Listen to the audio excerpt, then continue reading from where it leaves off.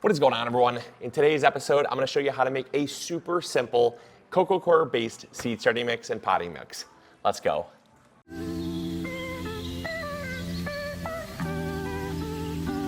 So one of the things that I love about a cocoa coir based seed starting mix and potting mix is that it's pH neutral. You see, pH neutral means it's right in the middle. It's at about a pH of 7, and that's awesome because that makes it very versatile. You see, if you want a pH that's slightly more alkaline, you're going to add something like lime, right? If you want something that's slightly more acidic, you're going to add sulfur. And you're going to do that to basically tweak the pH in one way or another for what you're looking for. Now, if you're looking for just a pH neutral seed starting mix, which is awesome, by the way, most seeds do phenomenal in a seed starting mix that's just a pH of 7. They're going to do great, and you won't have any problems, and you're going to get that with cocoa coir. Now, it's not necessarily quite the same as using a peat moss based seed starting mix, which tends to be slightly more acidic. And so over time, yes, your plants do like a slightly acidic environment, but when they're seeds, it doesn't matter. And so it gives you the option to grow way more plants in a cocoa coir based seed starting mix than a peat moss based one. Second benefit that you're going to get from this is it's space saving. This right here is a 3 cubic foot block of, well, once it's hydrated, you're going to get 3 cubic feet. It's not 3 cubic feet right now. It's only about 10 pounds, and this thing, once it expands, will give you a huge yield. So if you're tight on space, cocoa coir comes in these awesome compressed blocks. We actually carry them. This is our brand. We carry them over at MIgardener.com. It's called Loco Cocoa Coir. This is absolutely amazing. It is super cool stuff, and it will hydrate and yield a lot. So it's space saving. And the third and final thing that I absolutely love about cocoa coir based products is the fact that they are very sterile. If you're someone that really fears getting fungus gnats or has had fungus gnats in the past, you sometimes can get them using peat moss based products. And that's because oftentimes they're stored outside in damp conditions, whereas these blocks have to be kept bone dry. Reason why is as soon as they get damp, they start to expand. So the quality needs to be kept by keeping them nice and dry. And that means no fungus gnats. So even though you're getting some bagged peat moss products, I still use a seed starting mix that has peat in it from time to time, but I do find that my chances of getting fungus gnats goes up exponentially when using a peat moss based seed starting mix or potting mix over cocoa coir ones. So to make this seed starting mix, you only need a few things, which is awesome. You're gonna need a container because we're gonna hydrate the cocoa coir. You're gonna need some fertilizer because plants eventually do need some fertilizer. You're gonna need some vermiculite. They come in different grades. Vermiculite is just an expanded volcanic rock, but it's very porous. Helps to hold on to water as well as nutrients. Very critical to have in your seed starting mix. Also, some perlite. Different grades come same as vermiculite. You'll get different grades of perlite. This is an extra fine. I prefer to have a fine to maybe a medium. This is a little bit small, but it's what I had on hand, and so it'll work fine. I'm just gonna need a little bit more of it because you're gonna go for about 15% of the overall volume being perlite and about 15% of the overall volume being vermiculite. We'll get into that in a little bit. But right now, let's hydrate this cocoa coir. So the cool thing about this is that this block, when it's fully absorbed, will take almost 17 gallons of water. Oops, it's almost 17 gallons of water. So we're not gonna use, obviously, all of this. We don't need all of this, but I'm gonna break off a chunk of it here and we can start hydrating. The best way I find, if you don't need all of it, best way I find to break off a chunk is to take a shovel or a screwdriver and stick it in the sides. If you try to go like this, you won't even hardly dent it. You go in the side like this, you can actually flake off really easily the chunks you're looking for. Now I do want to drop a quick little shameless plug for Loco Cocoa Coir. Like I said, you can get it over at MIgardener.com, but this stuff is absolutely incredible. In case you are not familiar with cocoa coir is basically shredded coconuts. It's a byproduct of the coconut industry. And one thing that makes cocoa coir different, there's different grades, is the coarseness of the product.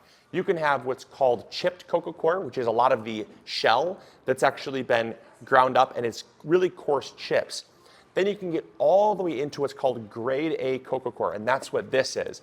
It is an ultra fine shredded coconut husk.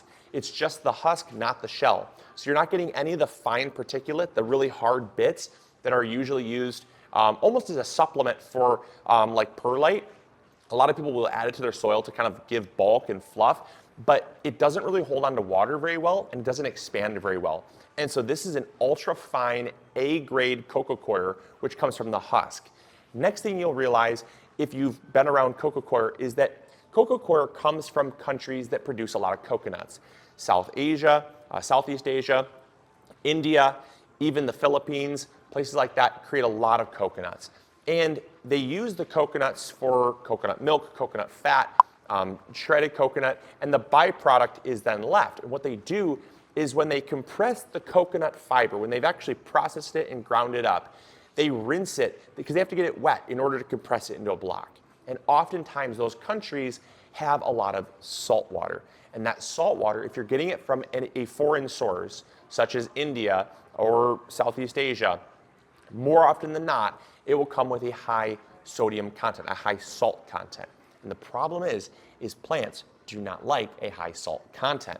So often what you have to do is called rinsing. That's where you have to hydrate it, you have to rinse it, get all that salt dissolved into the water and dump it out. The nice thing with MIgardener's local coco coir is it is triple washed. It's produced in Texas. It's actually, they ship in the cocoa husk, they actually will liquefy it, triple wash it, and compress it. It's made here in the US, in Texas, and it is really good stuff because you don't have to do all the rinsing. No rinsing is necessary. And for me, that's a step that I don't have to do. It's a worry that I don't have to have, and it's time that I get to put back in other parts of my garden. So highly recommend going with a triple washed coco coir.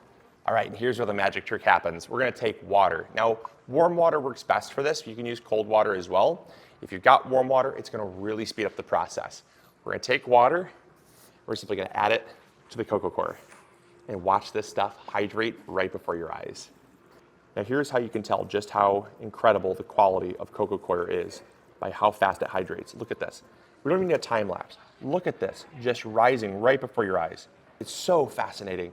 These blocks of coco coir are just so incredible. But just that little bit of coco coir, and look at what it yielded. We still got some dry bits in there. All right, so check this out. This is absolutely insane. From what we started with to right now, it's like magic. I absolutely love this stuff. It's fascinating every single time I use it. And I'll tell you what, all we used was just like itty bitty little bit of this block here, and it yielded a ton. Now this is all the seed starting mix we're gonna need for quite a while, but we're gonna add some stuff to it. So now that it's hydrated, again, amazing, can't get over that. We're gonna add about a 1/4 cup to a 1/2 cup of our fertilizer of choice. We're using Trifecta Plus, that's what we use, we use on everything, even in our seed starting mix. A little bit goes a long way. Your seeds, when they first sprout, have all of the nutrients and energy they need in their seed coating. After they start to form adult leaves, that's where they start to uptake nutrients. So it's a common misconception that brand new seedlings need fertilizer. They don't. But after they start to grow, they do. And so I prefer to add a little bit of fertilizer into my seed starting mix. That way I don't have to worry about it when the time comes. Next, I'm gonna add some vermiculite. Now we talked about the importance of this. We're going 15% by volume. I'm just eyeballing what 15% is. I'm not super worried about getting it exact, but you only want about 15%. Roughly about that much. This might have been in this container here, might have been about 3 cups or so. I'm gonna add about 15% total volume of perlite. All right, and then all we're going to do is we're slowly gonna incorporate this, trying not to create a bunch of dust. We're slowly incorporate this in, and we'll have an amazing seed starting mix. And you can even use this as a potting mix if you wanted. Now, for a potting mix, I would definitely make sure to increase the size of the perlite. This is more of a seed starting mix size of perlite, but you absolutely could use the same ratio, same blend for a potting mix as well. Just make sure to go a little bit larger. That'll help to increase the drainage and the aeration in a pot rather than when you're seed starting. But for seed starting mix, this is great. Oh, this feels just so good in the hands. Absolutely incredible. The texture is wonderful. I mean, it's just so fluffy. You'll notice I'm able to squeeze. I'm getting some drips of water, right? That's what you're looking for. Just some. I gotta squeeze it real hard. Like I gotta squeeze the heck out of it to even get a few drops. That's what you're looking for. This stuff is phenomenal. So there you guys go. There is a super simple seed starting mix using coco coir.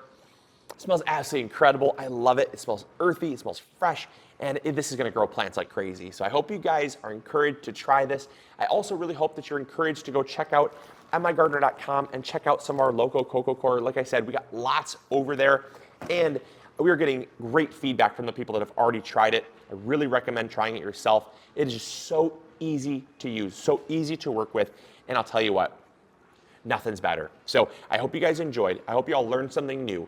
Also, if you want to comment down below, as for fun, we're going to do a quick giveaway. We're going to give away one of these blocks of coco coir if you comment down below what you'd be growing with it. And I will randomly pick a winner, and I'll email the winner, and I'll get you a coco coir block of your own. So let me know what you'd grow with it, just something simple, doesn't have to be anything crazy, and I will pick a winner. So thank you guys so much for your support. Thank you all for watching. Hopefully you all enjoyed, learned something new, and we'll catch you all on the next episode. See ya. Bye.